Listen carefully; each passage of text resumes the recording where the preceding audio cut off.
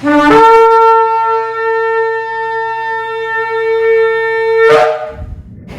Shalom, esta es la congregación 20 filas desde el sector Candelaria en Arecibo, y esta que le habla es la Roa y la doctora Maritza Rivera. Hoy venimos con otra nueva parashá, la parashá número 31, la parashá Emor. En esta parashá, la parashá Emor, lo que significa es habla o di. Ya vamos por esta porción, ¿verdad? Que vamos como que bien rapidito, la 31. Y se encuentra en el libro de Levíticos, el libro de Vayikra, capítulo 21, versículo 1 al capítulo 24 y versículo 23. ¿En qué se enfoca esta parashá? En las leyes de pureza para los Kohanim, los sacerdotes, y los requisitos de integridad para los sacrificios y el calendario de las fiestas sagradas de Yahweh, las Moadim, fiestas dedicadas al Poderoso. Entramos de lleno en esta parashá en el capítulo 21 y versículo 1 al 4, donde Yahweh le dijo a Moshe: habla a los Kohanim, los hijos de Aarón, y diles: nadie deberá contaminarse por ninguna persona muerta de su parentela, excepto por sus parientes más cercanos, su madre, su padre, su hijo, su hija y su hermano, o por una hermana virgen cercana a él que no se haya casado. Por ella puede contaminarse, pero no se contaminará con pariente por matrimonio, de manera que se profanen. El Poderoso expresa una necesidad de Kadushá elevada, prohibiendo en este caso toda contaminación física o espiritual de sus Kohanim. Y esta contaminación por cadáver tenía una regulación específica, o sea, tocante a la línea directa y más allegada correspondiente a los familiares. Y era el servicio de la Keuná, el servicio sacerdotal, que requería de una fuerte consagración a Yahweh, donde él mismo, hecho de desprendimiento emocional, a cualquiera de nosotros le haría arrugar la frente. Muchas cosas podemos entender de un fuerte pasaje como este. Número uno, lo primero que para Yahweh es la Kadushá, que estemos apartados de toda contaminación. Número dos, que seamos que seremos expuestos a situaciones delicadas con esta exposición a los cadáveres. Y número 3, que tendremos que ser más exclusivos, delicados y sabios a la hora de asistir a cualquier velorio o entierro, o sea que haciéndolo bajo los niveles y el rigor de Kadushá establecido, y evitamos presentarnos de manera indigna delante del Poderoso, que debemos entonces tener mayor cuidado, específicamente en vísperas y aún en medio de la fiesta de Abba, puesto que incurriríamos en estado de tamé, y tamé es impureza ritual, y como tal debemos guardar las leyes de purificación correspondientes. Entonces, de aquí surge una mayor claridad y trascendencia con respecto al hecho de pintar los sepulcros de blanco para la fiesta, con el único propósito de que todos aquellos que estaban atentos en guardar la fiesta, ninguno de ellos se fuera a contaminar por contacto con un cadáver, dado que la ciudad se llenaba de peregrinos, y al ser contaminados estaban exponiendo la contaminación en el lugar Kadosh, o sea, a sus utensilios y hasta las mismas ofrendas. Esta es una de las razones por las cuales en la muerte de los hijos de Aarón, él no podía contaminarse con los cadáveres de ellos, ya que el hecho de que la muerte de sus hijos ocurrió en los primeros días del mes de Abib. Entonces, esto se explica que al venir la fiesta de Pesach, y al ser Aarón el único sumo Kohanim, siendo él el que debía oficiar en una de las celebraciones más elevadas de Abba Kadosh, no podía tener ningún tipo de contaminación alguna. Entonces, otro entendimiento al respecto está en que por el hecho de la muerte de sus hijos, el gozo y el bienestar emocional estaban afectados. Sin embargo, las ofrendas debían presentarse ¿con qué? Dice la Torá, con alegría delante del Creador. Y por esta razón el Padre es tan contundente al decirle a Moshe en Vayikra, y le dijo: dile a Aarón que ni llore por ellos, que ni llore. O sea, como está narrado ahí en Vayikra, capítulo 10, versículo 6, dijo Moshe, dijo Aarón a sus hijos Elazar e Itamar: no se deshagan el cabello, ni se rasguen su ropa en señal de luto, para que ustedes no mueran. y para que la ira de Yahweh no caiga sobre la congregación completa. Más bien dejen que sus hermanos, toda la casa de Israel, se enluten a causa de la destrucción que Yahweh trajo por medio del fuego. Ellos iban a ¿qué? A estar propiciando, ¿verdad?, la fiesta más adelante, y tenían ellos que servir, por tanto no podían contaminarse ni enlutarse. El versículo 6 dice: deberán ser consagrados, Kadosh, para su Elohim, y no profanar el nombre de su Elohim, porque ellos presentan la ofrenda encendida a Yahweh, el alimento de su Elohim, así que deben ser consagrados, deben ser Kadosh. El término santos, que dirían, ¿verdad?, en la otra de esto, denota abstinencia de cosas que no les estaba permitido, pero el carácter de Kohanim les daba muchas responsabilidades. De las más importantes estaba la de no profanar el nombre de Yahweh. Estando en los caminos de Yahshua nos aplica esta misma responsabilidad por la que debemos velar. Como él mismo nos enseñó en Matitillo Hu, capítulo 6, versículo 9, ustedes deben orar así: Padre nuestro que estás en el Shammai, separado, consagrado, apartado sea tu nombre. ¿Qué significa santificar, o más bien consagrar, separar, apartar su nombre? Vamos a ver lo que nos enseña la escritura en Vayikra, capítulo 22, versículo 31 al 33, donde dice: deben observar fielmente mis reglas. Yo soy Yahweh. No deben profanar mi Kadosh nombre, para que yo sea apartado en medio del pueblo israelita. Yo, Yahweh, que los consagro, yo que los saqué de la tierra de Misrayim para ser el Elohim de ustedes. Yo soy Yahweh. Y Ezequiel 36, 23 al 28 dice: yo mostraré la Kadushá de mi gran nombre que fue profanado en las naciones, en medio de las cuales ustedes lo profanaron. Y sabrán las naciones que yo soy Yahweh cuando muestre mi Kadushá en ustedes a la vista de ellos, dice Yahweh Sebaot. Yo pues los tomaré de las naciones y los reuniré de todos los países y los traeré a su propia tierra. Entonces esparciré sobre ustedes agua pura y serán purificados de todas sus impurezas. Los purificaré de todos sus ídolos. Les daré un corazón nuevo y pondré un espíritu, un ruah nuevo dentro de ustedes. Quitaré de su cuerpo el corazón de piedra y les daré un corazón de carne.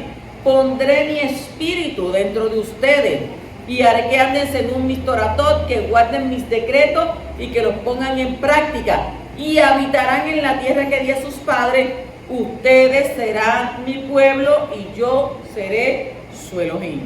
O sea que con base en los versículos anteriores podemos concluir que separar, apartar, consagrar, santificar su nombre es guardar sus mandamientos. Constante es el pedido de Yahweh a la Kadushá y constante debe ser nuestra práctica y recuerdo de ella. O sea que no podemos olvidar que la sangre del Mashiach fue establecida ¿para qué? Para justificarnos. La Escritura nos enseña en Romanos capítulo 4 y versículo 5, donde dice: pero en el caso de alguien que no trabaja en esto, sino confía en aquel que justifica al impío, su confianza es acreditada por justicia. Lucas también 18:14 dice: les digo que este hombre se fue a casa justificado ante Yahweh, al contrario del otro, porque todo aquel que se exalta a sí mismo será humillado, pero todo aquel que se humille a sí mismo será exaltado. Continúa en Romanos 2:13, donde dice: porque no son los oidores de la Torá los justos ante Yahweh, sino los hacedores de la Torá serán declarados justos. O sea que el mandamiento, la Torá, la palabra de Yahweh y la respectiva obediencia es para separarnos, para apartarnos, para consagrarnos. Y prueba ineludible de que hemos sido separados, como está escrito en Proverbios capítulo 28, versículo 13, donde dice: el que encubre sus pecados no prosperará, pero el que los confiese y se aparta, dice que alcanzará misericordia. Primera de Timoteo 4:5, pues es separado, apartado o consagrado por medio de la palabra de Elohim y de la tefilá. La palabra santificar es sinónima o apartarse, consagrarse, apartarse, ¿verdad? Cuando somos apartados para un propósito específico por parte del Creador. Somos hechos Kadosh, somos hechos santos. Yo lo digo así para que los que estén allá viendo, ¿verdad?, entiendan de lo que estamos hablando. Somos hechos kadosh para cumplir con el propósito de Yahweh en nuestras vidas. Rab Shaul concluye permitiéndonos ver la voluntad de Yahweh para nuestras vidas en Primera de Tesalonicenses capítulo 4, versículos 3 al 5. Lo que Yahweh quiere es que seamos, ¿qué? Kadoshim, que se mantengan lejos de inmoralidad, que cada uno sepa cómo contener sus impulsos de una manera kadosh y honorable, no dejándose llevar por los deseos como los paganos que no conocen a Yahweh. Continuamos entonces el versículo 11, donde dice: no debe ir donde haya algún cuerpo muerto, no debe contaminarse siquiera por su padre o su madre. Primero arriba nos decía que podía, pero aquí abajo está diciendo que no puede, que no debe. Hay una gran responsabilidad en el Cohen Gadol. No debe olvidar su misión de intercesor y la misión reconciliadora ante Yahweh. O sea que ambas demandan gran kadushá, y esto nos recuerda que nuestro Cohen Gadol no se desvió de su misión por padres o madres, como está narrado en Matitillahu, Mateo 12, 46, 50. Dice: todavía Yeshua hablaba a la multitud cuando su madre y sus hermanos aparecieron afuera pidiendo hablar con él. Tu madre y tus hermanos están afuera, quieren hablar contigo. Pero el que le informó, él le contestó: ¿y quién es mi madre? ¿Y quiénes son mis hermanos? Señalando a sus talmidim, dijo: miren, he aquí mi madre y mis hermanos. Cualquiera que haga lo que mi padre en el Shamayim quiere, esa persona es mi hermano, mi hermana y mi madre. Mire qué contundente palabra le dio Yeshua. El que hace la voluntad de su padre, ese es hermano, esa es hermana, esa es madre. Versículo 31. Deben observar fielmente mis toratot, mis reglas, yo soy Yahweh. Este pasaje es muy importante entenderlo en toda su extensión. Primero se debe estudiar la Torah a plenitud y detalle con el propósito firme de guardar y observar los mandamientos. De la misma manera se debe enseñar la Torah solo a aquellos que están dispuestos a obedecer el mandamiento. No es permitido invertir tiempo enseñando la Torah a aquellos que solo desean crecer en intelecto. Matitillahu 7:6 dice: no des lo kadosh a los perros, ni le eches tus perlas a los cerdos. Si lo hace, las pueden pisotear bajo sus patas, volverse y atacarte a ti. O sea, tú le das la palabra, tú le llevas la palabra a la persona que verdaderamente quiere, ¿qué? Quiere crecer en. Porque entonces sería que, como dice la Torah, tirar perlas así al aire, y la palabra de Yahweh es como perlas de sabiduría. Pasamos al capítulo 23, versículo 1 al 2, donde dice: Yahweh le habló a Moshe diciendo: háblale al pueblo israelita y dile: estos son mis tiempos señalados, los tiempos señalados de Yahweh, que deberán proclamar como ocasiones sagradas, Kadoshim. Yahweh muestra los destellos de su presencia en la naturaleza, y su pueblo responde a él declarando su devoción en sus fiestas. Estos eventos o fiestas en su totalidad expresan el amor entre el Creador y su pueblo. ¿Por qué? Porque son convocaciones kadosh, son formas establecidas por el Poderoso para nuestra elevación espiritual. Por eso yo estoy un año antes diciéndole a la gente: tenemos estas fiestas del día, tal día celebramos. Meses antes de la fiesta lo estoy recapitulando, diciéndolo. Y cuando llega el día de la fiesta, no, que tuvo que trabajar. Desde un año antes, cuando dice la Escritura que son convocaciones kadosh, son convocaciones establecidas por Yahweh Sebaot, que son convocaciones en las cuales nosotros tenemos que venir para adorar, para darle honra, exaltación.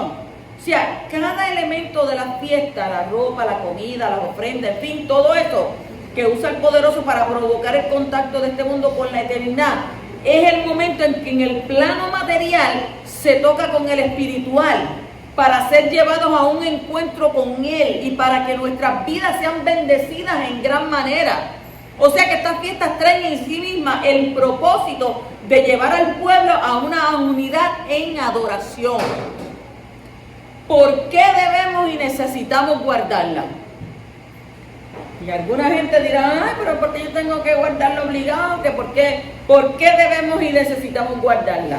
Porque son de Yahweh, lo dice Levítico capítulo 23, versículos 1 al 4. Porque son las sombras proféticas de las cosas que han de venir y del Mashiach, Colosenses 2, 16, 17 y Hebreos 10, 1. Porque usted diga, ah, no, pero ¿dónde lo dice? Hasta lo estoy diciendo, ¿dónde lo dice? Te lo estoy aclarando, tanto en la Torá como en el Brit Hadasha. ¿Por qué más la tengo que celebrar? Porque nos muestran el plan de redención. Primera de Corintios 10, 1 al 6, 11 y Romanos 15, 4. Porque las fiestas establecen patrones de eventos divinos. Eso está en Hebreos capítulo 8, versículo 1 al 5, en Shemot 25, 8 al 9 y 40, Números 8, 4 y Ezequiel 43, 1 al 6. Mire, en todos lados está esto. Porque Elohim también nos da lo natural para explicar lo espiritual. Primera de Corintios 2, 9 al 13 y segunda de Corintios 4, 18. Porque Yahshua guardó todas las fiestas. Y aquí sí que podemos mencionar a Matitiyahu, 26, 17, y hay muchos más textos. Mordejai, Marcos 14, 1 y 12.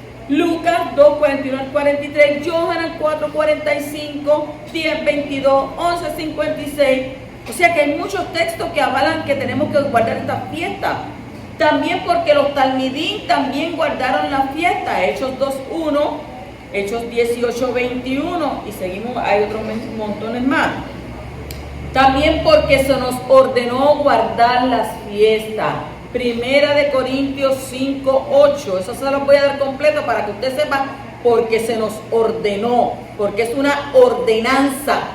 Colosenses 2, 16 y Matitiyahu 5, 17. ¿Qué dice ahí? No piensen que yo vine a anular la Torá o los profetas.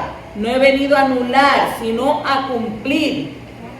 Entonces, cuando decimos que venimos a cumplir, que Él vino a cumplir, esto quiere decir, ¿verdad? A proveer, a satisfacer, a terminar, a verificar, a rellenar.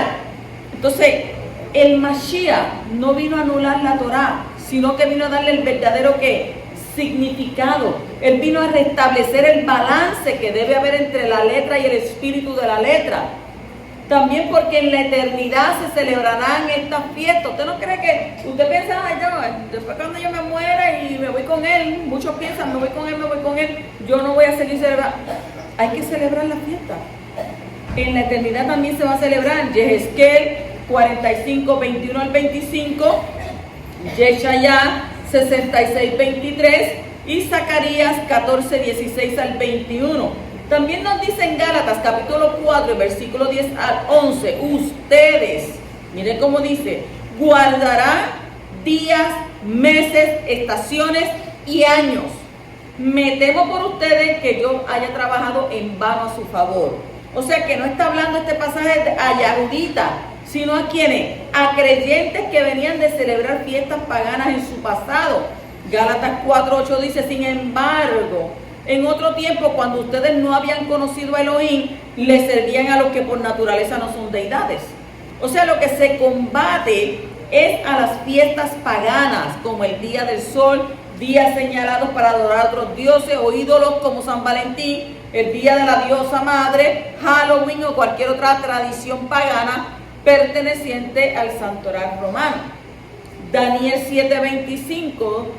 El antimashiach cambiará los tiempos y la Torá. Y esa es la obra de ¿quién? Del antimashiach. Capítulo 23, 3 dice, 6 días se puede trabajar, pero el séptimo día será un Shabbat de completo reposo, una ocasión sagrada apartada. No deben hacer ningún trabajo, será un reposo de Yahweh en todos sus establecimientos. El Shabbat es puesto junto a las demás fiestas para igualar la importancia de lo que esto nos enseña. El Shabbat es un recordatorio de la creación pasada y un anhelo por la creación futura. O sea que es la espera por la nueva Jerusalén, es el reposo de la eternidad. Y tanto la fiesta como el Shabbat son testigos y sombra de eventos pasados y futuros. Por eso son columnas clave de nuestra emuná, de nuestra fe. Hagamos entonces un corto pero eficaz análisis exegético de estos pasajes que hablan del Shabbat. Usted sabe que la Torah nos habla del Shabbat, usted no se imagina. Por ejemplo, en Matitiyahu 12, 1 al 8 dice, la Torah no prohibía recoger espiga. Y Devarim 23, 24 al 25. Lo que prohibía era realizar la cosecha, es decir, trabajar. Shemot 28 al 11, Devarim 5, 12 al 15 y Éxodo 34, 21. En Matitiyahu también 12, 5 al 7, condenaban a gente inocente que no habían quebrantado la Torah, sino ¿a quién? A las tradiciones. En Matitiyahu también 5, 17 al 21, el 27, 31, 33, 38 y 43, Yahshua identifica bien lo que es leído y lo que es enseñado que debe cambiar. La frase oíste que fue dicho, o sea, indica una enseñanza equivocada, ya que lo que él enseña en la expresión, pero yo os digo. O sea que antes tú lo escuchaste, pero ahora dice, pero yo te digo ahora, que es lo que está en la Torá. O sea que nunca vino con la intención de cambiar la Torá, sino de ¿qué? De cumplirla. Entonces Matitiyahu 12:8 dice el Adón del día de reposo. O sea que es hora de que hagan lo que está establecido para ese día sin añadirle nada. Igualmente Matitiyahu 12, 10 y 12 dice, Elohim prometió hacer el bien a los que lo guarden. Yeshaya 56, 1, 8 dice, más bien fue ordenado el no hacer el mal. Yeshayahu 58, 13 al 14, lo que el Mashiach confronta continuamente es a la tradición de esos tiempos y no a la Torá, el estatus, los decretos de la Torá. Mordejai, Marcos 28, 1 también dice, los que siguieron el Mashiach guardaron ese día. O sea que nos está diciendo a nosotros, en esta escritura, las escrituras son claras. Marcos 1:21 era parte de su itinerario ministerial. Marcos 2:23, Mateo 12:5-7, Lucas 4:16-31 y también Lucas 13:10 y 13:15 al 16. Él no está sujeto a la tradición, sino y solamente a la Torá de Elohim. Yohanan 5:9 y 9:16 dice, debemos entender que en el versículo 9:16 hablan los fariseos. Yahshua ha vuelto a quebrantar sus pesadas cargas religiosas, sus leyes sobre el Shabbat que no son escriturales en su mayoría. Entonces, ¿qué implicación tiene el Mashiach?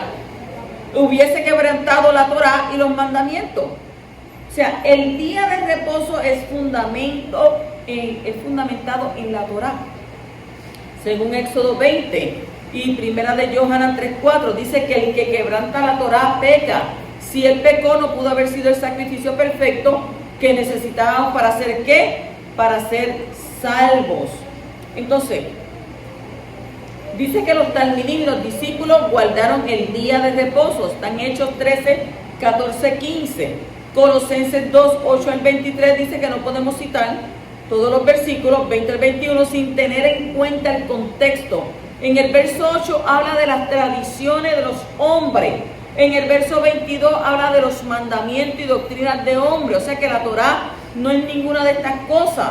La referencia a la Torá se encuentra en el verso 16, donde dice, por tanto, que nadie los juzgue en asuntos de comida o bebida o en cuanto a días de fiesta, lunas nuevas o días de reposo. O sea que este verso no es una condena, sino una frase de aliento para guardar ¿qué? Guardar la fiesta. Colosenses 2, 18 al 19 dice, no se dejen quitar su premio por esos que fingen humildad y culto a los mensajeros que se apoyan en visiones, envanecidos sin razón por su mente carnal y no se aferran a la cabeza, en virtud de quien todo el cuerpo, nutrido y unido por coyunturas y ligamentos, crece con gran poder. Entonces, que nadie nos prive de guardar las fiestas escriturales y su premio añadiéndole fiestas paganas.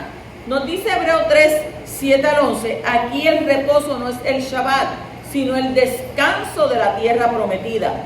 Al igual que el 3, 16 y 19 dice en el capítulo también 4, 1 al 13, que el reposo que no recibieron fue la tierra prometida. El capítulo 4, 9 al 11 tiene unos detalles interesantes. Hebreos 4:9, por tanto, dice, queda todavía el reposo del Shabbat para el pueblo de Elohim.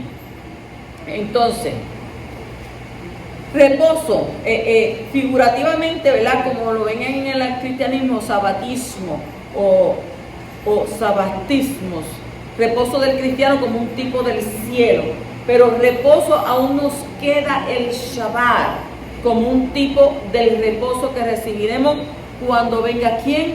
El Mashiach. El versículo 4 de ese capítulo 23 nos dice, estos son los tiempos señalados de Yahweh, las ocasiones sagradas que ustedes deben celebrar cada una en su tiempo establecido. Dice que ustedes deben celebrar. Y cuando se dio la Torá allí en el monte Sinai, dijo allí el poderoso, ¿para quiénes lo era? Para los que estaban allí y los que no estaban allí. Pues nosotros no estábamos allí. Y usted dirá, no, pero yo no estaba allí. No, pero él dijo, y los que no estaban allí.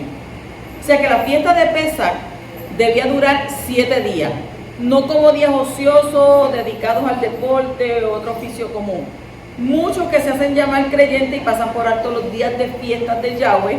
Y en estos días se presentaban ¿qué? Ofrendas al poderoso en su altar, y la gente aprendía a usar el tiempo en oración, alabando al poderoso en Kadosh meditación. Las gavillas de las primicias eran una sombra profética del Adón Yahshua resucitado de entre los muertos, como primicia de los que duermen.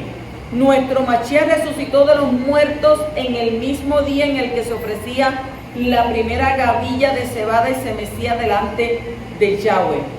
Primera de Corintios 15:20.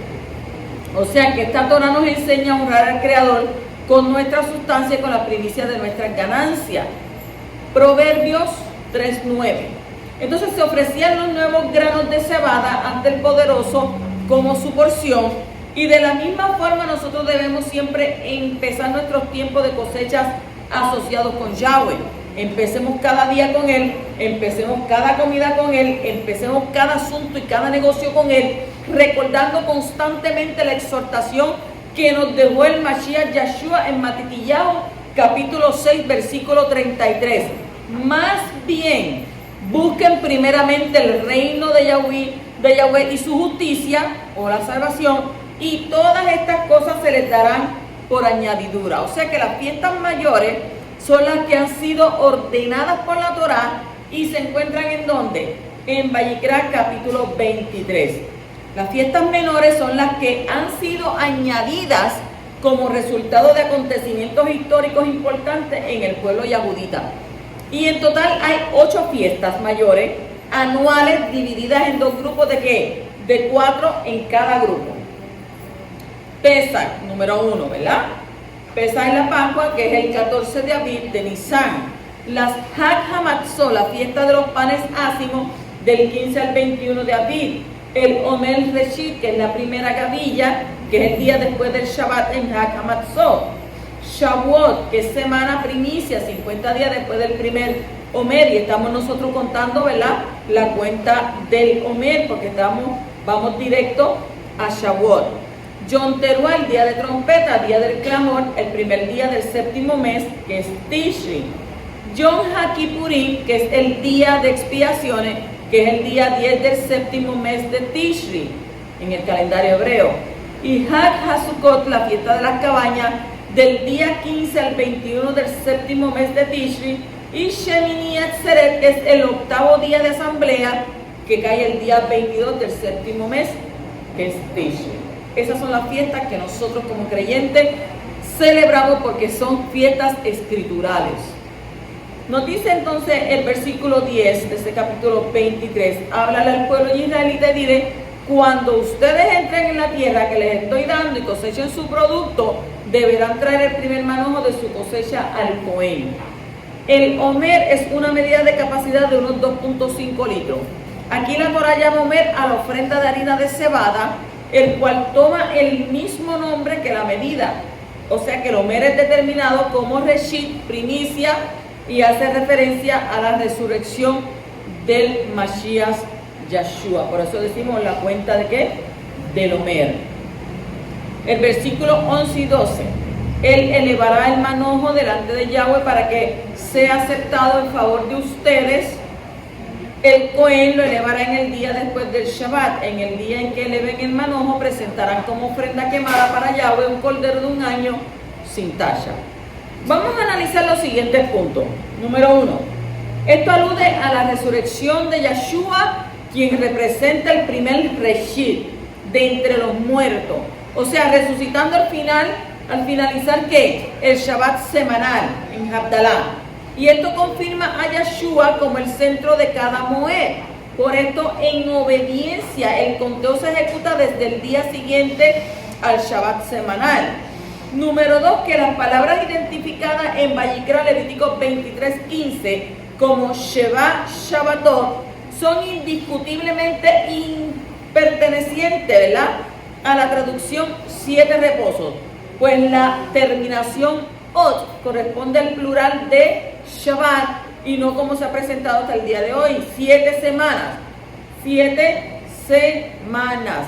Número 3. Podemos usar un Kal Bahomer, principio de exegesis hebrea de Hillel, que nos permite aplicar un entendimiento de situaciones mayores a menores o viceversa. O sea que este entendimiento pertenece a Vayikra 25:8-9 para el conteo de ¿qué?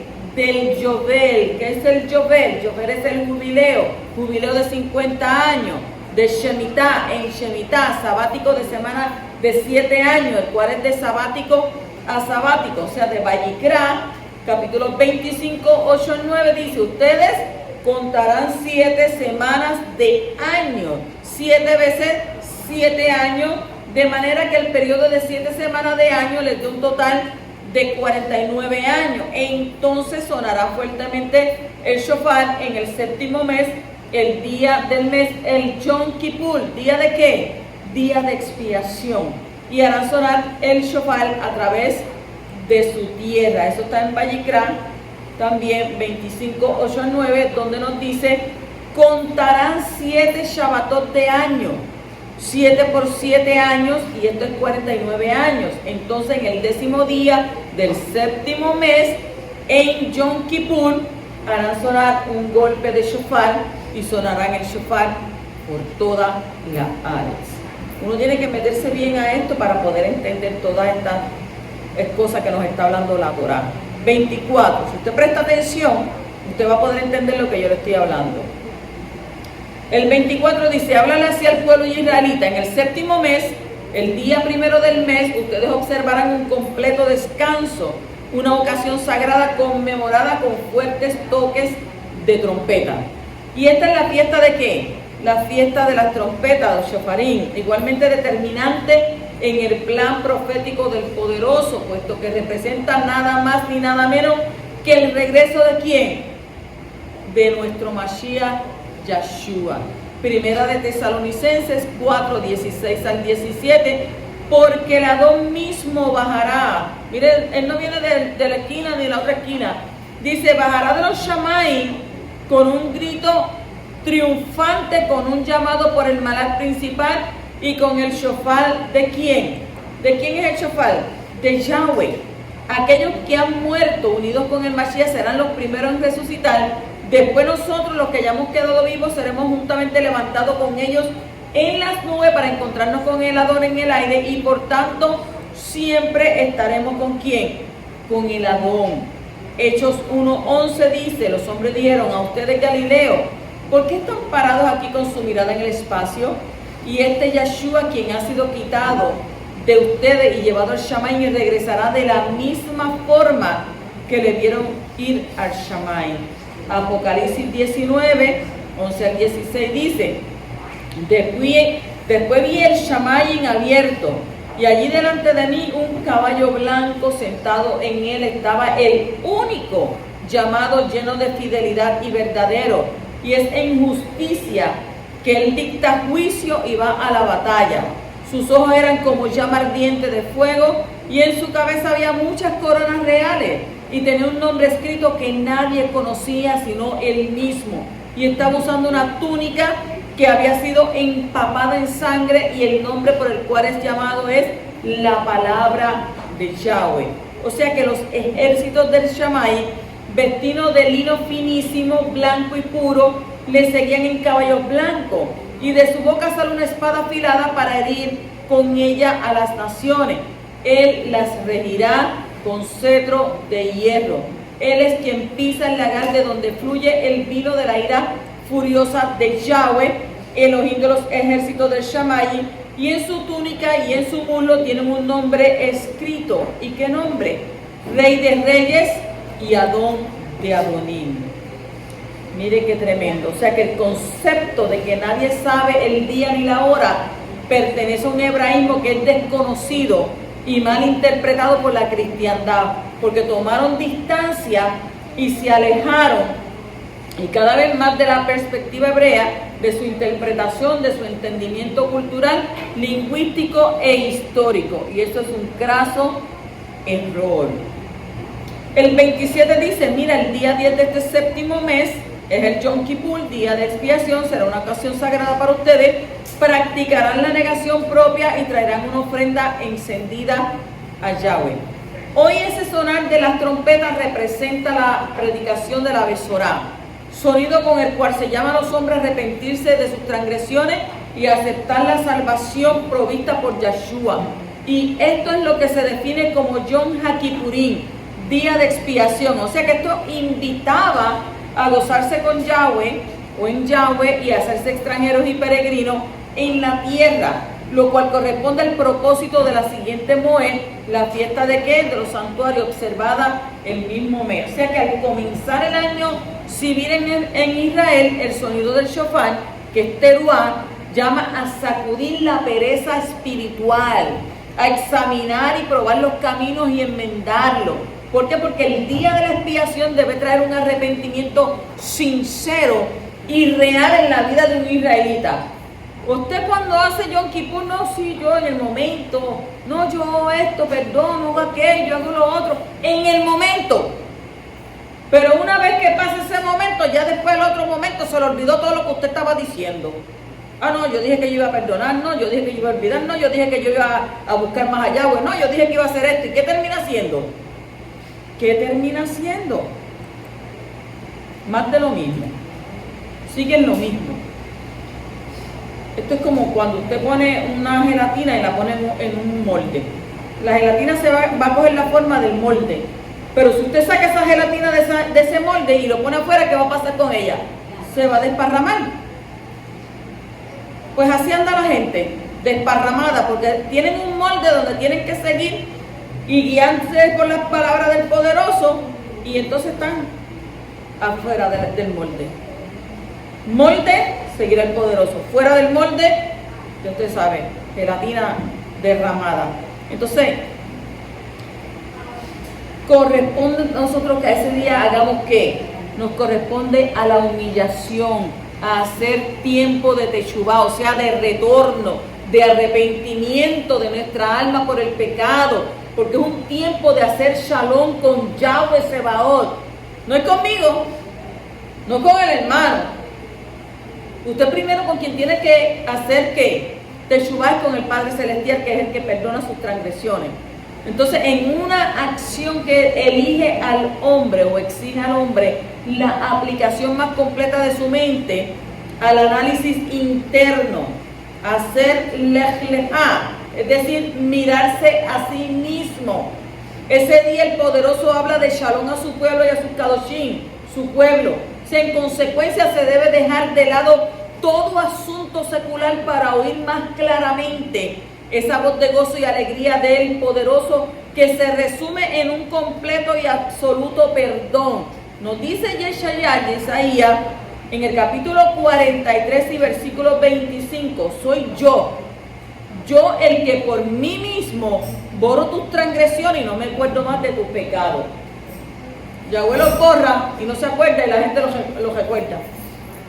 Ay, yo me acuerdo cuando hacía esto. Ay, yo me acuerdo cuando hacía aquello. Me acuerdo. Y la Torah te dice, yo borro tus transgresiones y no me acuerdo más. Versículo 34. Dice, dile al pueblo israelita, el día 15 de este séptimo mes será la fiesta de Sukkot, la fiesta de cabañas para Yahweh. por 7 días. Esa fiesta a mí me gusta, la fiesta de Sukkot. ¿Por qué? Porque este es el regocijo de toda la fiesta del poderoso, puesto que Sukkot nos conecta con las bodas del Cordero. Vayikra, Levítico 23, 35 al 36, dice: el primer día será una ocasión sagrada, ustedes no trabajarán en sus ocupaciones, por 7 días traerán ofrendas encendidas a Yahweh, en el 8º día observarán una ocasión sagrada y traerán una ofrenda encendida a Yahweh, es una reunión solemne. Ustedes no trabajarán, dice, en sus ocupaciones. Y Vayikra también, ¿verdad? 23, 40 al 41, dice: el primer día ustedes tomarán el producto de árboles hermosos, ramas de palma, ganchos de árboles frondosos, que es mirto, y sauces del arroyo, y se gozarán delante de Yahweh, su Elohim, ¿por cuántos días? Por 7 días. Lo observarán como una fiesta de Yahweh, por 7 días en el año, lo observarán en el 7º mes, como una toratot perpetua por todas las edades. ¿Eso es una qué? ¿Es una qué? Dice la Escritura que tenemos que observar esta fiesta. ¿Por qué? Porque es una toratot. Es algo que Él ordenó. El 38 dice: aparte de los Shabbatot de Yahweh y aparte de sus donaciones y de todas sus ofrendas votivas y de todas sus ofrendas voluntarias que ustedes le dan a Yahweh. Los requisitos de sacrificio y ofrenda para esta fiesta solemne eran aparte, o sea que en adición a los sacrificios y ofrendas ordinarios, es decir, los sacrificios que correspondían al día de reposo y todos los que se ofrecían como dones, devotos u ofrendas voluntarias, no se suspendían ni se posponían por causa de los sacrificios y ofrendas indicados para la fiesta solemne. La gente debería seguir ofreciéndolos aún durante estas fiestas. O sea que a muchos les gusta enfatizar que no tenemos que diezmar y que todos los sacrificios y ofrendas de la ley eran solamente para los yahuditas. Y también a muchos les gusta la idea de que la salvación se nos da gratuitamente, que todo es de balde, pero nos conviene leer y que se nos predique frecuentemente pasajes tales como Matitiyahu 16, 24 al 26. Entonces Yahshua dijo a sus talmidim: si alguno quiere venir en pos de mí, niéguese a sí mismo, tome su estaca de ejecución y sígame constantemente. Porque quien quiera salvar su propia vida la destruirá, pero quien destruya su vida por amor a mí la encontrará. ¿De qué le servirá a alguien ganar el mundo entero si pierde su vida? ¿O qué puede dar a alguien a cambio de su vida? Mateo 10:37 también dice: cualquiera que ame a su padre, a su madre, más de lo que me ama a mí, no es digno de mí. Cualquiera que ame a su hijo, a su hija, más de lo que me ama a mí, no es digno de mí. O sea que Yahweh es primero, segundo y tercero. Y si sobra algo, también para Él. Porque no podemos hacernos ídolos. No podemos estar solamente enfocados en esto, en aquel y en lo otro. Nuestro enfoque tiene que ser el Abacadosh. Así por eso Yahshua lo dijo: el que no deja padre, madre, mujer, hijo, a quien sea, no es digno de mí. El versículo 40 dice: el primer día ustedes tomarán el producto de árboles hermosos, ramas de palma, ganchos de árboles frondosos y sauces del arroyo, y se gozarán delante de Yahweh su Elohim por 7 días. En Sukkot hay un mandamiento para recoger 4 tipos de plantas y alegrarse con ellas delante de Yahweh. La Torah no especifica cuáles son todas, pero la tradición nos ayuda a identificarlas, que son 4, que es el etrog, y el etrog es una variedad de la sidra, que se parece a un limón grande, el lulav, que es la palmera datilera, hadasa, que es un mirto, y arabot, que es un sauce de río. Entonces, vamos a hacer un repaso breve por las 8 moedas y por la fiesta, para relacionarlas con 5 aspectos fundamentales: histórico, agrícola, social, profético, que es mesiánico, y personal. Pesach, que es el 14 de que yo les dije, el 14 de abril. Históricamente hablando, la salvación de los primogénitos de la muerte. Agrícola, primavera. Social, Todo Israel debe tener una parte de un cordero. Profético, mesiánico, la muerte de Mashiach. Personal, perdón de pecado y liberación de la muerte segunda. La fiesta de Hag HaMatzot, que es la de panes sin levadura, que es del 15 al 21 de abril, históricamente hablando, se celebra ¿qué? La salida de Misrayim, de Egipto, de Barín 16:3.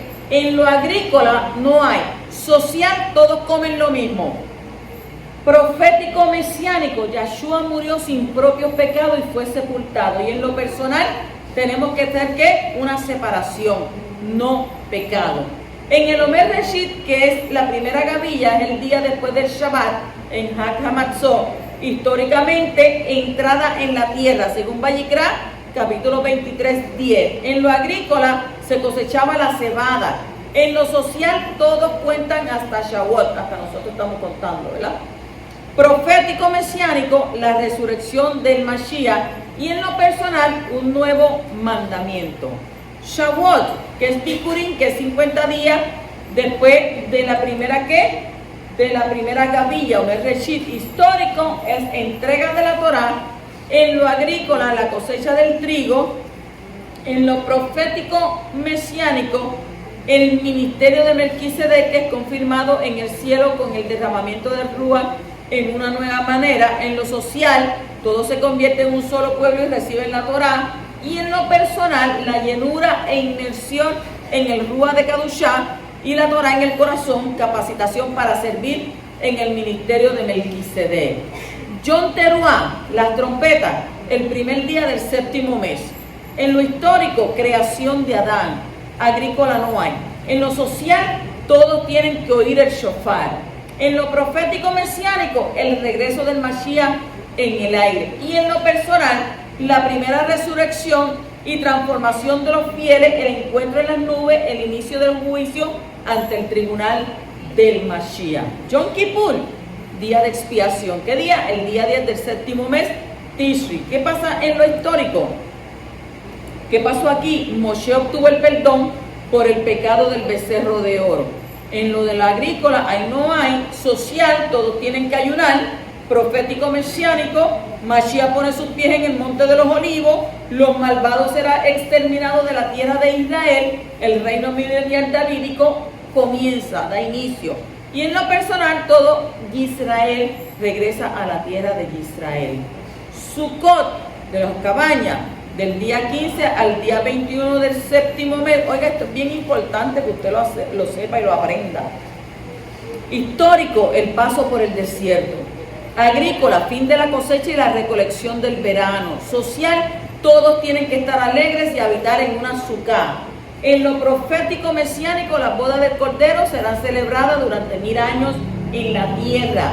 En lo personal, disfrute con el Mashiach la eternidad y la herencia recibida en Israel. Shemini Atzeret, el octavo día de asamblea, el día 22 del séptimo mes.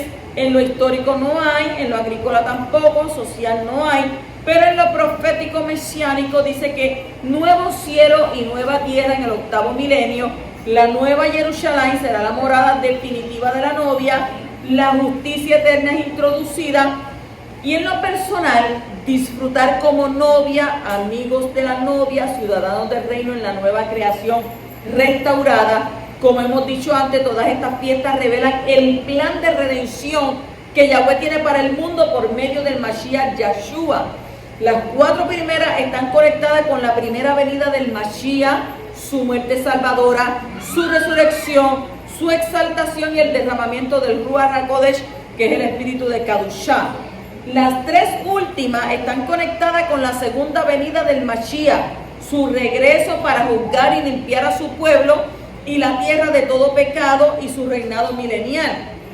Y al final la octava, el milenio, con los nuevos cielos y la nueva tierra. Pero está escrito en Colosenses capítulo 2, versículos 16 al 17. Por tanto, mire qué consejo, no dejen que a nadie lo juzgue en conexión a la comida o bebida con relación a una fiesta yahudita o Rosh Hodesh o Shabbat. Estas son sombras de ¿qué? De cosas que han de venir. Pero el cuerpo es del Mashiach. O sea que estos versículos no dicen que no debemos celebrar estas cosas, sino todo lo contrario. Lo que dice es que no debemos permitir que los de afuera nos juzguen cuando guardamos estas cosas. O sea que la sombra no es rechazable, sino una forma pedagógica dada desde el cielo, desde el Shamayim, para enseñarnos acerca de las cosas celestiales. Y una imagen se vuelve plana si no tiene sombra. Las sombras dan profundidad a la imagen. O sea que estas sombras nos ayudan a obtener un conocimiento más profundo de la verdadera imagen, que es la obra redentora del Mashiach Yeshua. Aunque tengamos el mismo objeto presente, no podemos quitarle la sombra. La única manera de quitar la sombra es remover el objeto que proyecta esa sombra. Y si quitamos la sombra de las cosas que han de venir, entonces corremos el riesgo de no alcanzar aquello que las sombras anuncian. El texto dice, todo esto es sombra de lo que ha de venir. No dice, había de venir. O sea que estas cosas todavía señalan hacia lo que ha de venir en el futuro. Y al celebrar estas cosas estamos ensayando y estamos preparándonos para lo que ha de ver, lo que ha de ser y lo que ha de ¿qué? Ha de venir, lo que está por venir. Entonces, veamos tres maneras de interpretar este texto. Número uno, que dice que nadie os juzgue. O sea que en el sentido de acusar por guardar y celebrar estas cosas. Yom Teruah, el primer día también del séptimo mes de Tishri, que hay ahí, usted sabe que ya fue ¿qué? Fue la creación de Adán. Nosotros tenemos que ¿qué? Celebrar todas estas fiestas, celebrar el Yom Kippur, celebrar ¿qué? Sukkot, celebrar ¿qué? Shemini Atzeret. ¿Por qué tenemos que celebrar esto? ¿Por qué tenemos que celebrarla? Que nadie os juzgue, en el sentido de que de hacer alajá, dictar cómo se debe celebrar esta fiesta. Si ustedes lo están haciendo conforme a cierta tradición o cierto rito, no permita que se introduzca una tradición diferente en cuanto a cómo lo están practicando. Que nadie os juzgue excepto el cuerpo del Mashiach. El texto, ¿verdad?, tiene una conexión gramática entre las primeras palabras del versículo 16 a la del 17, entendiendo el texto así: no permitáis que vengan otras personas que no son del cuerpo del Mashiach a dictar su alajá o su minjá, tradición o costumbre, en cuanto a Kashrut, Moedim, Rosh Chodesh y Shabbat. ¿Por qué? Porque todas estas cosas son sombras de lo que ha de venir en el futuro cuando el Mashiach Yeshua vuelva. Por tanto, solamente los que creen en Yeshua tienen el derecho y la capacidad para evaluar cómo deben ser guardadas todas estas cosas.